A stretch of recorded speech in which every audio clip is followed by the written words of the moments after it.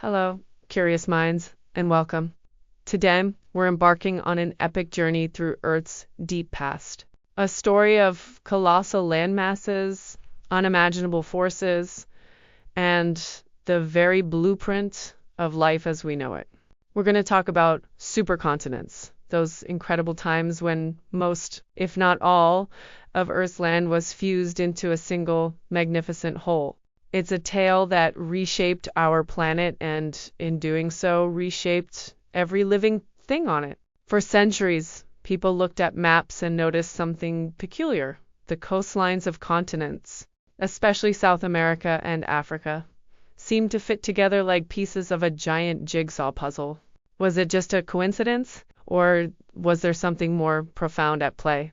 It took the brilliant insight of a German meteorologist and geophysicist named Alfred Wegener to propose a revolutionary idea in the early 20th century. He looked beyond the coastlines, examining fossil evidence, rock formations, and even ancient climate patterns, and concluded that the continents weren't fixed. They had, in fact, drifted apart over vast stretches of time. Wegener called his groundbreaking theory continental drift, and he envisioned a time, about 300 million years ago, when all the major landmasses were united into one enormous supercontinent he named PANGAEA, meaning all lands. Imagine standing on this single vast continent, where you could theoretically walk from what is now Antarctica all the way to North America without ever crossing an ocean. It was a world utterly different from our own, with this single immense global ocean surrounding it. Initially, Wegener's ideas were met with skepticism, even ridicule, by the scientific community. How could solid continents plow through the ocean floor? He lacked a convincing mechanism for how this drift occurred. But the evidence he meticulously gathered was compelling, and decades after his death, new discoveries in oceanography and geophysics provided the missing piece of the puzzle: plate tectonics. We now understand that Earth's outer shell isn't a solid, static sphere, but a mosaic of enormous plates constantly moving, grinding, colliding, and pulling apart, driven by the slow, powerful convection currents within the Earth's molten mantle. So, what happened to Pangaea? How did this colossal landmass begin to tear itself apart? It was a process that unfolded over millions of years, a slow-motion geological drama. Deep beneath the surface, plumes of superheated rock from the mantle began to rise, pushing against the underside of the supercontinent. This immense pressure caused the crust to dome upwards, stretch, and eventually fracture, forming vast rift valleys. Think of it like a giant piece of dough being pulled apart from within. Magma then welled up into these rifts, creating new oceanic crust, and slowly, inexorably, pushing the continental fragments away from each other. The breakup of Pangaea wasn't a single event, but a series of stages. Around 175 million years ago, during the Jurassic period, Pangaea began to split into two major landmasses: Laurasia to the north, which would eventually become North America, Europe, and Asia, and Gondwana to the south, which would form South America, Africa, Antarctica, Australia, and India. As these two supercontinents continued to drift, they themselves began to fragment.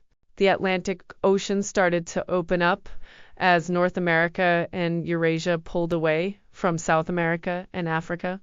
India broke free from Gondwana and began its long northward journey, eventually colliding with Asia to form the Himalayas. Australia and Antarctica also separated, and the continents continued their slow, majestic dance to their current positions. This continental ballet had profound consequences, especially for life on Earth. When Pangaea was intact, species could potentially roam across vast areas, leading to relatively widespread distribution and less genetic diversity between populations. But as the supercontinent began to rift and oceans formed, populations of plants and animals became geographically isolated. This isolation was a powerful engine for evolution. Imagine a species of lizard living across Pangaea. When a rift valley forms and eventually becomes a vast ocean, the lizard population is split into two or more groups, unable to interbreed. Over millions of years, these isolated populations face different environmental pressures, different climates, different food sources, and different predators. Natural selection would favor different traits in each isolated group. Slowly and perceptibly at first, these groups would diverge, accumulating genetic differences until they could no longer interbreed, even if they were brought back together. This process is called allopatric speciation, and it's a fundamental driver of biodiversity. Think about the unique marsupials of Australia. When Australia separated from Antarctica and drifted northward, it became an isolated arc, carrying with it an ancestral marsupial population, without competition from placental mammals, which dominated other continents. Marsupials diversified into an astonishing array of forms, from kangaroos and koalas to wombats and Tasmanian devils, filling ecological niches that placental mammals occupy elsewhere. Similarly, the unique flora and fauna of Madagascar, which broke away from Africa and India millions of years ago, are a testament to the power of isolation in shaping evolution. The formation and breakup of supercontinents also dramatically altered global climates and ocean currents, creating new habitats and destroying old ones, further accelerating the pace of evolution and driving both speciation and extinction events. It's a cycle that has repeated throughout Earth's history, with supercontinents forming and breaking apart multiple times, each cycle leaving its indelible mark on the planet's geology and its incredible tapestry of life. It's a humbling thought, isn't it?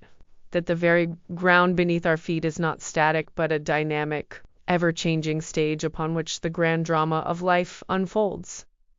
From the initial audacious idea of Alfred Wegener to our current understanding of plate tectonics, this story reminds us of the immense power of scientific inquiry and the breathtaking scale of our planet's history. Thank you so much for joining me on this incredible journey through deep time and geological transformation. Imagine a time when all the landmasses we know today were fused together, forming one colossal, unified continent. This isn't a fantasy. It's a recurring chapter in Earth's deep history. We call these immense landmasses supercontinents, and they represent a grand cyclical dance of our planet's surface. The most famous supercontinent, of course, is Pangaea, which began breaking apart about 175 million years ago. But Pangaea was just one act in a much longer play. Before it, there was Rodinia, forming around 1 billion years ago, and even further back. Columbia, or Nuna, which existed nearly 2 billion years ago. Each time these vast landmasses assembled, dominated the globe for millions of years, and then slowly, inevitably fractured apart, only for their pieces to begin drifting towards a new reunion. What drives this incredible geological ballet? It's all thanks to something called plate tectonics. Our Earth's outer shell isn't a single solid sphere, but a mosaic of enormous plates, constantly moving, grinding, and colliding. These plates float on a semi-fluid layer of molten rock called the mantle, driven by slow, powerful convection currents deep within our planet. It's like a giant, slow-motion conveyor belt, constantly reshaping the face of our world. The formation and breakup of supercontinents have profound effects. When continents merge, they can dramatically alter global climate patterns, create towering mountain ranges, and influence ocean currents, which in turn affect the distribution of heat and moisture across the globe. These shifts have played a crucial role in the evolution of life, leading to periods of mass extinction and explosive diversification. Imagine how different life must have been when there was only one vast coastline, or when a single enormous desert stretched across the heart of a supercontinent. And the story isn't over. Geologists predict that in another 200 to 250 million years, our current continents will once again converge, forming a new supercontinent. Whether it will be Pangaea Ultima, Amasea, or Novo Pangaea, the exact configuration is still a subject of scientific debate. But the underlying principle remains. Earth is a living, breathing, ever-changing entity. It's a humbling thought, isn't it? That the ground beneath our feet is constantly in motion, participating in a cycle that spans hundreds of millions of years. Understanding supercontinents gives us a deeper appreciation for the immense forces that shape our world and the incredible resilience and dynamism of our home planet. It reminds us that change is the only constant, even on a geological timescale. Thank you for joining me on this journey through deep time and across vast land masses. I hope this glimpse into the world of supercontinents has sparked your imagination and deepened your appreciation for our amazing Earth. If you enjoyed this exploration, please consider giving this video a like and subscribing for more fascinating insights into our world.